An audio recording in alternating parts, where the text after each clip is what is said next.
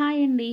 నేను ఇంకొకటి ఏం అబ్జర్వ్ చేశానంటే, తెలుగు బిగ్ బాస్‌కి తెలుగు రాని వాళ్ళని ఎలా తీసుకుంటారు?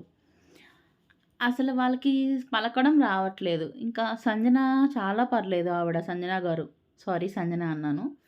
సంజన గారు చాలా పర్లేదు. ఆవిడ చక్కగా మాట్లాడుతున్నారు. కొన్ని కొన్ని అవి బూతుల్లాగా అనిపించొచ్చు. కొన్ని నవ్వొస్తుంది. అదేంటంటే కూరగాయల్ని కోడికాయలు మొదలుకి మొదలు అట్లా సంథింగ్ ఆవిడ కొంచెం ఫన్నీగా చాలా మాట్లాడుతున్నారు. ఇప్పుడొచ్చిన వైల్డ్ కార్డ్‌లో గౌరవ్‌కి అసలు తెలుగు రాదు. ఎంత సీరియల్‌లో యాక్ట్ చేస్తే మాత్రం తెలుగు రాని కన్నడ వాళ్ళని, మిగతా లాంగ్వేజ్ వాళ్ళని కూడా తెలుగులో ఎలా తీసుకుంటారు?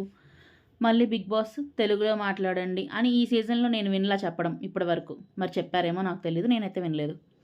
ఎందుకలా తీసుకుంటారు? తెలుగొచ్చిన వాళ్ళు తీసుకోవచ్చు కదా! తెలుగొచ్చిన వాళ్ళు చాలామంది ఉంటారు కదా! ఎందుకట్లాగా? ఇదొకటి అర్థం కాదు.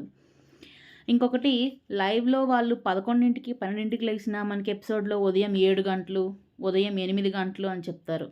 ఎంత పెద్ద అబద్ధం సార్ అసలది. ఎందుకలా చెప్తారు నాకు అర్థం కాదు చెప్పండి. అదే టైం చెప్పొచ్చు కదా!